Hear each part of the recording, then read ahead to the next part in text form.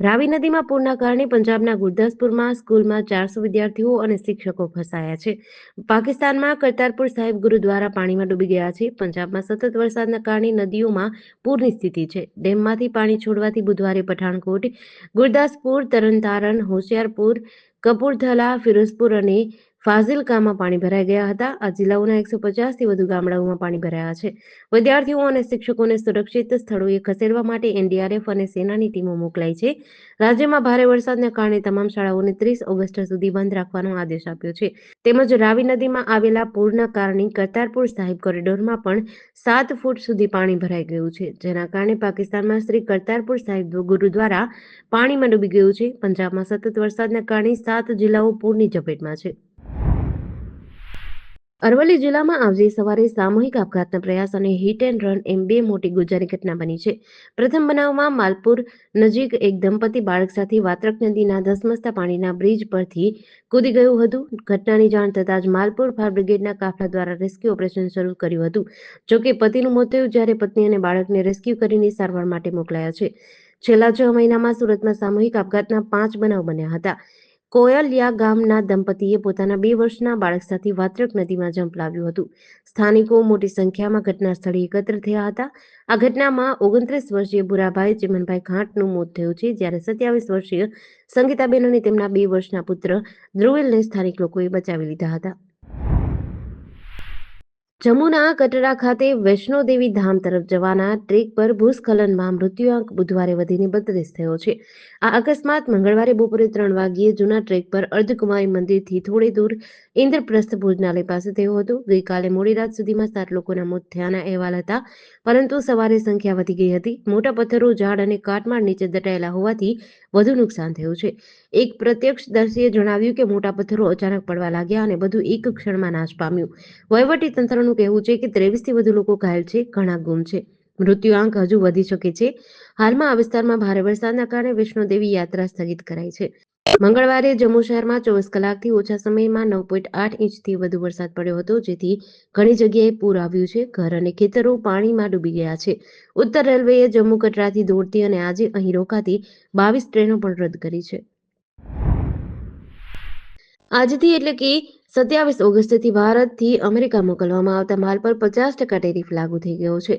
Global trade research ઇનિશિયેટિવના અહેવાલ મુજબ આ નવો ટેરિફ ભારતની લગભગ ₹5.4 લાખ કરોડની નિકાસને અસર કરી શકે છે. 50% ટેરિફના કારણે અમેરિકામાં વેચાતા કપડાં, રત્નો, ઝવેરાત, ફર્નિચર, સીફૂડ જેવા ભારતીય ઉત્પાદનો મોંઘા થશે. આનાથી તેમની માંગ 70% ઘટી શકે છે. ચીન, વિયેતનામ અને મેક્સિકો જેવા ઓછા ટેરિફ ધરાવતા દેશો આ માલ સસ્તા ભાવે વેચશે. આનાથી ભારતીય કંપનીઓનો યુએસ બજાર હિસ્સો ઘટશે. રાષ્ટ્રપતિ ડોનાલ્ડ ટ્રમ્પે યુએસ સંસદના સંયુક્ત સત્રમાં વિશ્વભરના દેશો પર ટેરિફ લાદવાની જાહેરાત કરી હતી. તેમણે કહ્યું કે આપણી અર્થવ્યવસ્થા સતત ખાડે જઈ રહી છે. આ નુકસાનથી બચવા માટે અમે તે બધા દેશો પર ટેરિફ લાદીશું. ગણેશ ચતુર્થીના એક દિવસ પહેલા જ શહેરની શાંતિ દોડવાનો પ્રયાસ થયો હતો. પાણીગેટ મદાર માર્કેટના ધાબેથી 25 ઓગસ્ટની રાત્રે માંજલપુર નિર્મલ પાર્ક યુવક મંડળ સહિત ગણપતિની મૂર્તિ પર ઈંડા ફેંકવામાં આવ્યા હતા, જેને પગલે જોતજોતામાં આખા વિસ્તારમાં દોડધામ મચી હતી. પોલીસ સ્ટેશનથી ફક્ત 100 ફૂટ દૂર જ ઘટના બનતા સમગ્ર વિસ્તારમાં તંગદિલી વ્યાપી હતી.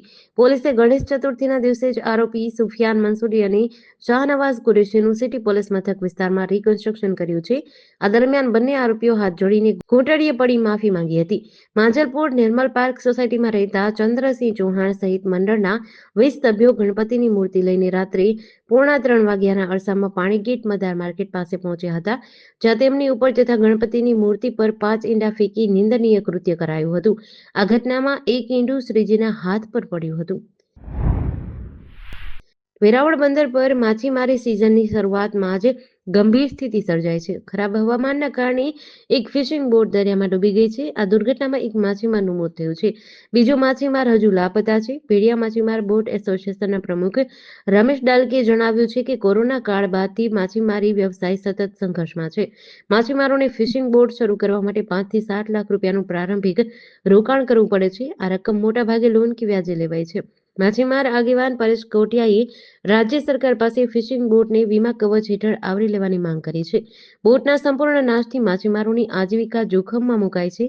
ભીડિયા કોળી સમાજના અગ્રણી મનોજ સોલંકીના મતે નુકસાનીના કારણે ઘણા માછીમારો છકડા રિક્ષા ચલાવવા અને મજૂરી કરવા મજબૂર બન્યા છે.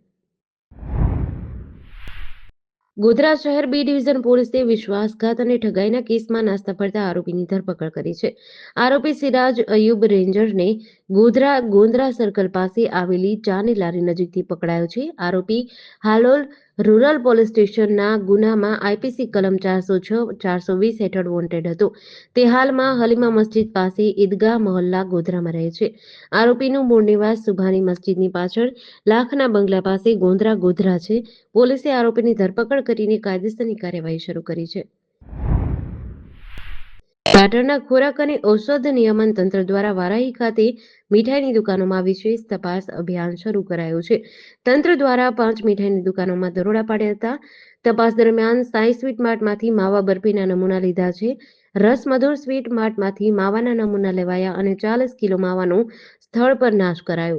જય અંબે નાસ્તા હાઉસમાંથી મોહનથાળના નમૂના ઉપરાંત 10 કિલો ગાંઠિયા, 10 કિલો પાપડી અને 2 કિલો ખાંડની સિરપનો નાશ કરાયો.